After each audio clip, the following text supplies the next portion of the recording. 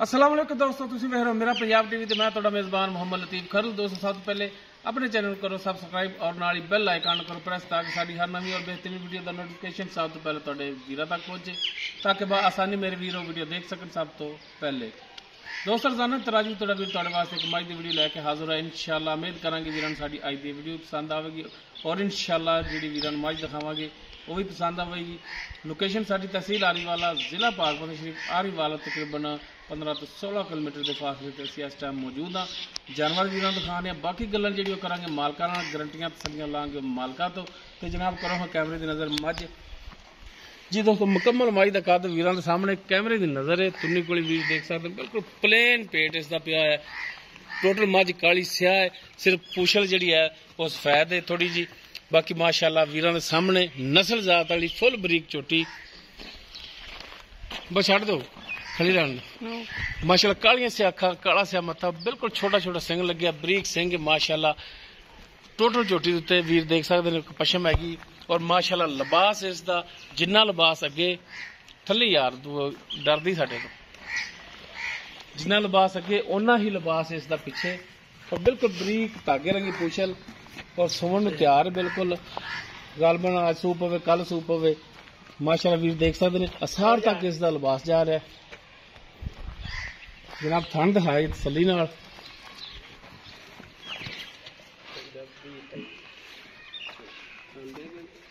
भाई माशाअल्लाह वीर देखण अगों पिछों लिबास माशाअल्लाह दोनों साइडां ते, जिवें अगे उवें पिछे।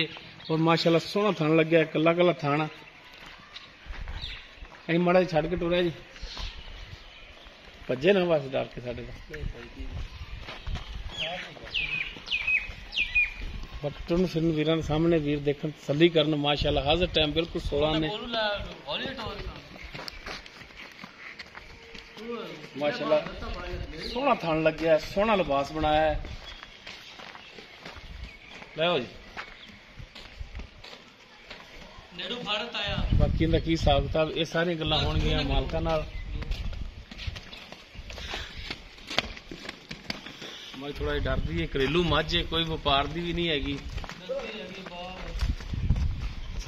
जी ब्रेक ला लो लै जी। दोस्तों बाकी डिटेल जी इनकी लांगे मालकां तो। जनाब पिछों भी दोनों साइडों तो भी तसलियां करा दिया जी भरावां दियां। कोई वीर एतराज ना करे कि जानवर तसली नाल ही दिखाया।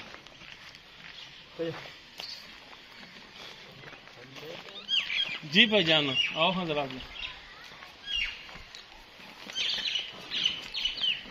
मन लगता कदे बाहर ही नहीं कड्डी मज। अच्छा हुण गल एक भरा दी जान आपां जानवर के बाबत जिहड़ा तुहाडे तो पुछना, जिहड़ा वीरां दिखा रहे हैं ना, इहदे पर जिहड़ी भी गल होवे 16 ने करनी है, सच्ची और खरी करनी है। हाँ ठीक है ना जी। मझ अपनी घर दी है कोई या कोई व्यापार की खरीद के ले आए? नहीं घर दी मैं है जी, दो जोड़े पिछे भी खड़े हैं। अच्छा सारी यानी कि तुहाडा घरेलू ही माल है जिन्ना खड़ा है? हाँ जी व्यापार ठीक हो गया। तीसरे सूए जी, तीसरा सूआ? हाँ जी दो जोटे होंगे खड़ियां ते एक होंगे पेटे च तीसरा। ठीक हो यानी कि हुण तीसरा सूआ ने गारंटी नाल सोना? हाँ जी। किन्ने को दिन लै जाएगी ये जी एक दो ते ही लेंदी, एक दो दिन लैगी? हाँ जी। अच्छा ये हुण पिछला दूसरा सूआ भी तुसीं इहदा पीता घरे ही पीता? जी सर। जैनवन दसना है किन्ना दुध करदी रही? 2 4 6 8 जिन्ना जैनवन करदी रही? 6 किलो सुबह 6 किलो शामी और ना वंडा ना खाल ना कोई चौकर ना कोई टुकड़े। यानी कि दूसरे सूबे दे विच 12 किलो दुध करदी रही है? हाँ जी सारा?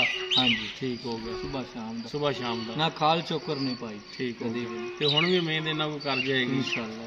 ते बाकी तुसीं चाहुंदे रहे जी कोई थान दे वाधा कटा छट्टा फार गंढ मरोड़ी थान वध घट पसमाज फर्क कोई पिछे का मसला?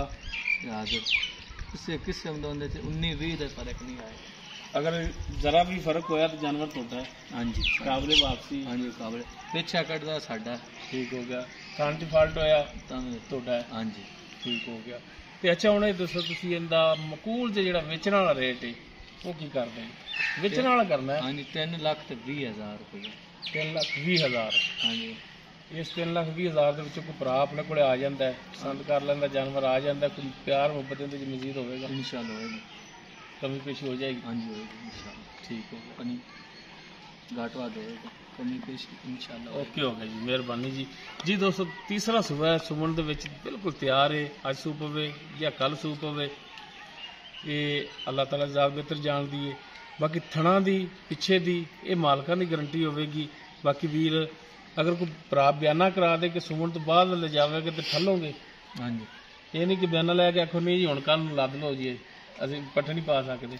भाईजान बयाना दे तो 1-2 दिन सून तो बाद लै जाए, कोई मसला नहीं। ਕਲੀਅਰ ਹੋ ਗਈ ਗੱਲ। ਅਗਰ ਕਿਸੇ ਵੀਰ ਦੇ ਮੱਝ ਪਸੰਦ ਆ ਜਾਂਦੀ ਹੈ, ਵੀਰ ਅਗਰ ਗੱਬਣ ਲੈ ਕੇ ਜਾਵੇ ਤਾਂ ਪਾਸ ਕਰਕੇ ਲਿਜਾ ਸਕਦਾ। ਬਾਕੀ ਅਗਰ ਵੀਰ ਕਵੇ ਕੋਈ ਕਸੂਣ ਤੋਂ ਬਾਅਦ ਲਿਜਾਣੀ ਹੈ, ਕਸੂਣ ਤੋਂ ਬਾਅਦ ਲਿਜਾ ਸਕਦਾ। ਬਿਆਨਾ ਕਰਾ ਕੇ ਜਾਨਵਰ ਮਾਲਕਾਂ ਦੇ ਘਰੇ ਖੜਵਾ ਦੇਵਾਂਗੇ ਆਪਾਂ। ਅਗਰ ਕਿਸੇ ਵੀਰ ਦੇ ਮੱਝ ਪਸੰਦ ਆ ਜਾਂਦੀ, ਉਹ ਵੀਰ ਨੰਬਰ ਤੇ ਰਾਬਤਾ ਕਰ ਸਕਦਾ। 0321 57 29 251 WhatsApp ਕਾਲ ਨੰਬਰ ਹੈ। ਵੀਡੀਓ ਅਗਰ ਵੀਰਾਂ ਨੂੰ ਪਸੰਦ ਆਵੇ ਲਾਈਕ ਸ਼ੇਅਰ ਔਰ ਕਮੈਂਟ ਜ਼ਰੂਰ ਕਰਿਆ ਜੀ। ਇਸ ਦੇ ਨਾਲ ਹੀ ਆਪਣੇ ਮੇਜ਼ਬਾਨ ਮੁਹੰਮਦ ਲਤੀਫ ਖਰਲ ਨੂੰ ਦਿਓ ਇਜਾਜ਼ਤ। ਇਨਸ਼ਾਅੱਲਾ ਮਿਲਾਂਗੇ ਇੱਕ ਨਵੀਂ ਔਰ ਬਿਹਤਰੀਨ ਵੀਡੀਓ ਨਾਲ। ਅੱਲਾਹ ਹਾਫਿਜ਼।